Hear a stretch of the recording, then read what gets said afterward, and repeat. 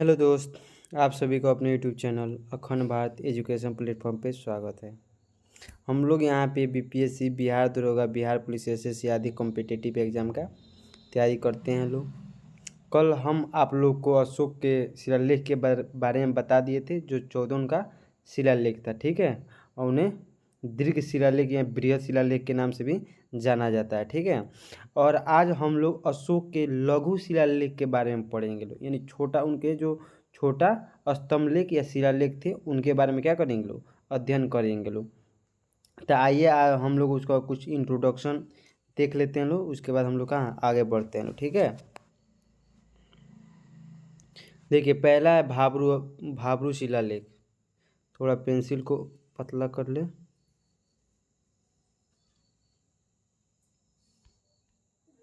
कुछ ज़्यादा ही मोटा हो जा रहा है।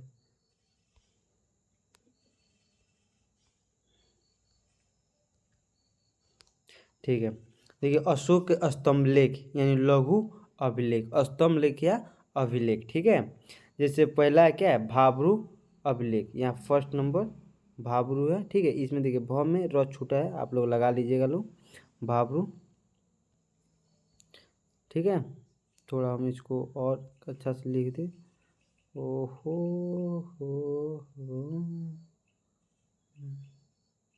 ये एक नंबर हो जाएगा, ठीक है। इसमें थोड़ा हल्का रह रहेगा, ठीक है। देखिए भाब्रू अभिलेख, ये राजस्थान के भाब्रू अभिलेख में खुद को मगध का सम्राट बताए थे। यानी अशोक ने जो एक भाब्रू अभिलेख था, ये कहाँ स्थित था, राजस्थान में, ठीक है।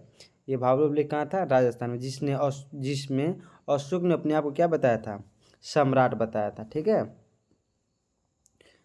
भाब्रू अभिलेख में इसने बौद्ध धर्म के त्रिरत्न बुद्ध, धम्म और संघ को चर्चा किए थे। क्या किए थे, चर्चा किए थे। यहाँ पे चर्चा थोड़ा टाइप करो, चर्चा होगा, ठीक है, हो गया, चर्चा किए थे, ठीक है। देखिए जो भाब्रू अभिलेख था उसमें किसका, बौद्ध धर्म को जो तीन तीन रत्न के नाम से जाने जाते थे, कौन, बुद्ध, धम्म और संघ, इसका चर्चा किस में हुआ है, तो भाब्रू अभिलेख में हुआ है, ठीक है।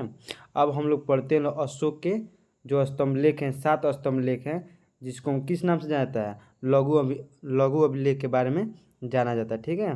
तो आइए हम उसके बारे में पढ़ते हैं लोग।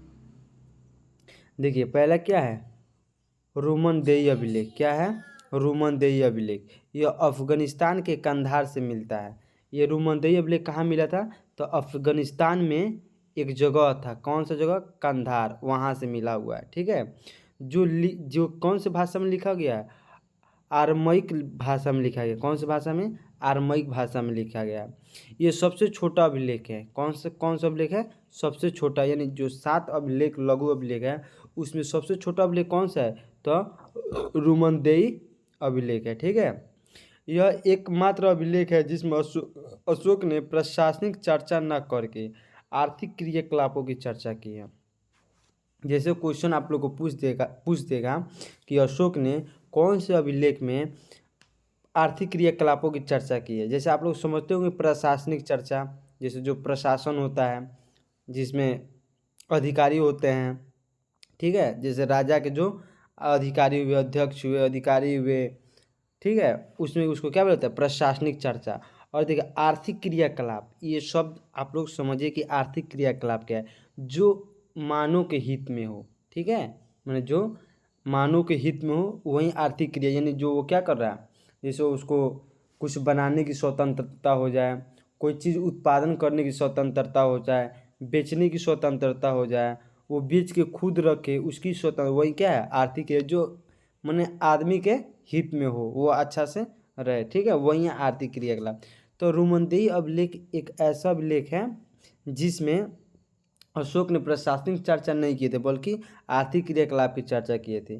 और रुमनदेही अभिलेख यह अफगानिस्तान के कंधार से मिला था, और ये अरमैक लिपि में लिखा हुआ था, और ये सबसे छोटा अभिलेख था, ठीक है। आइए हम लोग दूसरे में चलते हैं लोग कि दूसरा अभिलेख कौन सा था, ठीक है। देखिए 2 नंबर कौशाम्बी अभिलेख। कौन सा अभिलेख, कौशाम्बी अभिलेख। देखिए इस अभिलेख में अशोक की एक पत्नी थी, कौन, कारुवाकी। कौन पत्नी थी, कारुवाकी, ठीक है।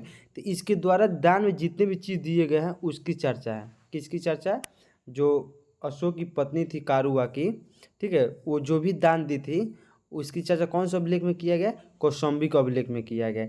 इसलिए इस अभिलेख को, कौशाम्बिक अभिलेख को रानी अभिलेख भी कहा जाता है। कौन सा अभिलेख? रानी अभिलेख, ठीक है। लेकिन लेकिन अकबर ने इसे इलाहाबाद स्थापित कर दिया था। अकबर ने इसे कहाँ स्थापित कर दिया था? इलाहाबाद, ठीक है। कौशाम्बिक अभिलेख को अकबर ने कहाँ स्थापित कर दिया था? इलाहाबाद। चलिए हम लोग आगे चलते हैं हम लोग।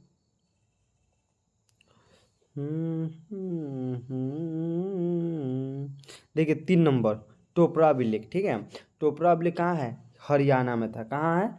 हरियाणा में। हरियाणा में था, लेकिन फिरोज शाह तुगलक, कौन? फिरोज शाह तुगलक ने इसे दिल्ली से तुगलकाबाद में स्थापित कर दिया। कहाँ से?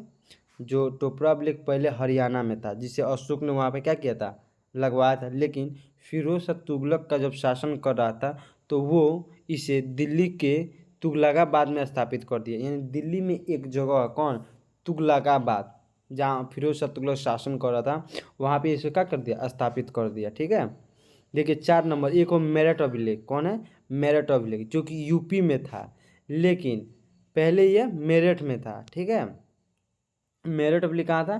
पहले यूपी के एक मेरठ में था, लेकिन फिरोज शाह तुगलक ने इसे भी क्या किया? दिल्ली के तुगलकाबाद में स्थापित कर दिया।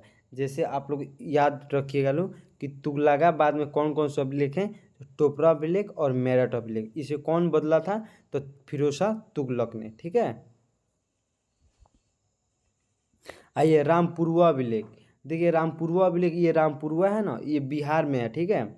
बिहार के एक चंपारण है, वहीं पे क्या है? रामपुरवा, रामपुरवा है। तो उसी को किस नाम से जाना गया? रामपुरवा अभिलेख से नाम से जाना गया। किस चीज़ के? रामपुरवा अभिलेख। ये बिहार के चंपारण में है और इसकी खोज 1872 ईस्वी में कार्लावल ने की थी। कौन ने किया था? कार्लावल किए थे। कौन किए थे? कार्लावल किए थे, ठीक है। लौरिया नंदनगढ़ 6 नंबर है। लौरिया नंदनगढ़ अभिलेख, खासकर जो अगर बिहार में होंगे कुछ आदमी जो बेतिया या मोतिहारी, मैंने जो भी लौरिया से क्या अटैच, पश्चिमी चंपारण पूर्वी चंपारण से अटैचमेंट होंगे, वो लौरिया नंदनगढ़ जरूर देखे होंगे, जहाँ तक हमको पता है।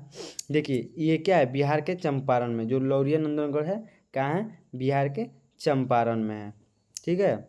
अब हम लोग पढ़ेंगे लोग 7वां अभिलेख। कौन सा अभिलेख? 7वां अभिलेख। 7वां अभिलेख लौरिया अरेराज। ये कहाँ है? लौरिया अरेराज। यह भी अभिलेख कहाँ है? चंपारण में। यानी कितना अभिलेख? 3 अभिलेख। एक तो रामपुरवा अभिलेख बिहार के चंपारण में, एक लौरिया नंदनगढ़ अभिलेख बिहार के चंपारण में, एक और लौरिया अरेराज, ये भी बिहार के चंपारण में है, ठीक है। बिहार में बहुत सी जगह घूमने वाली हैं, जैसे आप लोग देखे लो कि रामपुरवा अभिलेख भी आप जाके घूम सकते हैं, लौरिया नंदनगढ़ अभिलेख भी जाके घूम सकते हैं, लौरिया अरेराज अभिलेख भी क्या सकते हैं? अरेराज अभिलेख जाके घूम सकते हैं, ठीक है। ये आप लोग काट भी सकते हैं, सिर्फ अरेराज अभिलेख लिख सकते हैं लोग। आइए ये क्या है? आपको देखिए ये टॉपिक है, क्या है? ये पॉइंट देके आप लोग लिखिएगा लो, ये पॉइंट इसका छूट गया है। सर एक कुना अभिलेख, सर एक कुना अभिलेख है। ये क्या है? अभिलेख है। ये अफगानिस्तान के कंधार से मिला है। कहाँ से मिला है? अफगानिस्तान में एक कंधार नामक जगह है, वहीं से मिला है। कौन सा अभिलेख? सर एक कुना अभिलेख, जो ग्रीक तथा अरमैक भाषा में। कौन सी भाषा है? ग्रीक तथा अरमैक भाषा में। जैसे क्वेश्चन आ जाएगा कि सर एक कुना अभिलेख कौन सी भाषा में है, तो ग्रीक तथा अरमैक भाषा में। और कहाँ से मिला है? तो कंधार से मिला है, ठीक है। कुछ हम लोग आगे पॉइंट का ही बात करेंगे लोग, पॉइंट लेवल बात होगा।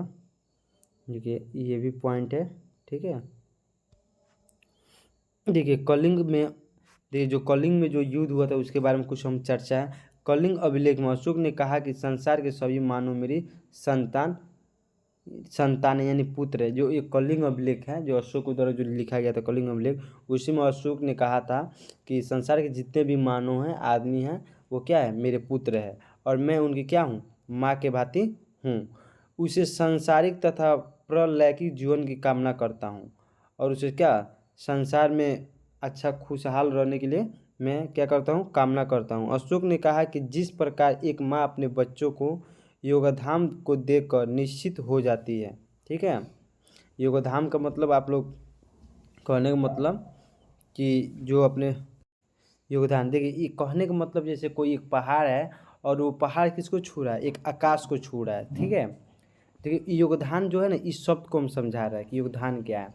जैसे मान लीजिए वो कोई छोटा बच्चा धीरे धीरे क्या हुआ, वो बड़ हो गया यानी बड़ा हो गया। ठीक है, तो वो क्या हो जाएगा, होशियार हो जाएगा, अपना काम खुद करेगा। तो इसीलिए तो क्या हो जाएगा, वही योगदान का मतलब हुआ।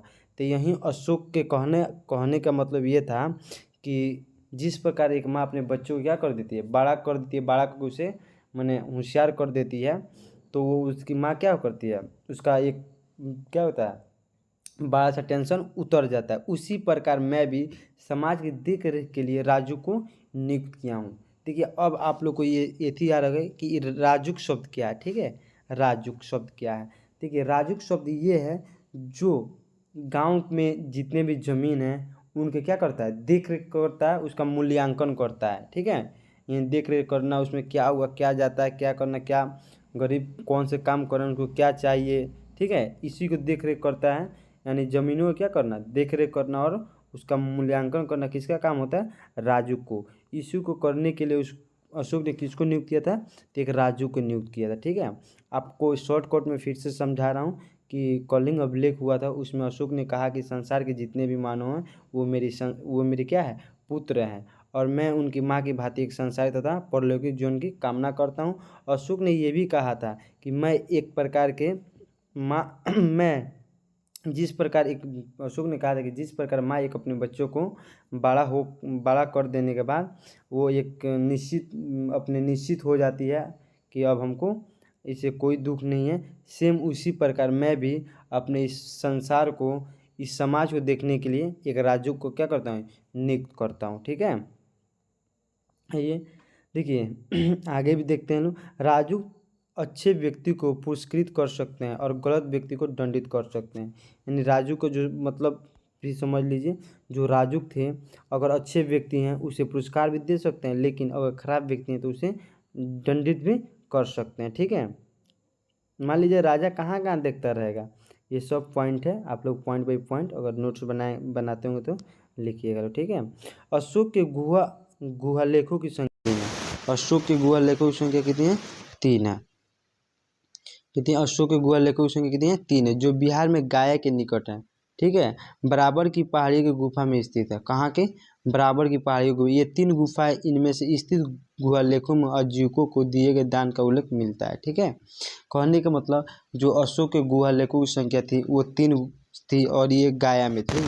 ठीक है, और बराबर की पहाड़ियों में स्थित है। कहाँ की पहाड़ियों में, बराबर की पहाड़ियों में। ये तीनों गुफाएं इसमें स्थित गुहा लेखों में अज्जू के दिए, ये जो गुहा लेख किसको दान में दिए गए थे, अज्जू को क्या किए गए, दान में दिए गए थे। ठीक है, अशोक के अभिलेख लिखने के लिए पत्थर के चुनार से मिले हैं। जैसे क्वेश्चन आ जाएगा, ठीक है, कि अशोक को जो भी अभिलेख अशोक लिखते थे ये पत्थर कहाँ से आते थे। ठीक है, ये पत्थर उत्तर प्रदेश के चुनार से मिलते आते थे। ठीक है, जिससे अशोक क्या करता था, अभिलेखों को अपना जो भी संदेश लिखना होता है लिखते थे, और जहाँ लगाना होता है भेजना होता था वहाँ वो भेजते थे। ठीक है, कल हम लोग इसके धम्म के बारे में पढ़ेंगे लोग। ठीक है, ये वीडियो आज यहीं ख़त्म हुआ। आप लोग को जो नोट्स बनाना है आप अपना नोट्स क्या करें, बनाते रहिएगा। ठीक है, चलिए बाय, मिलते हैं हम लोग कल नेक्स्ट वीडियो में।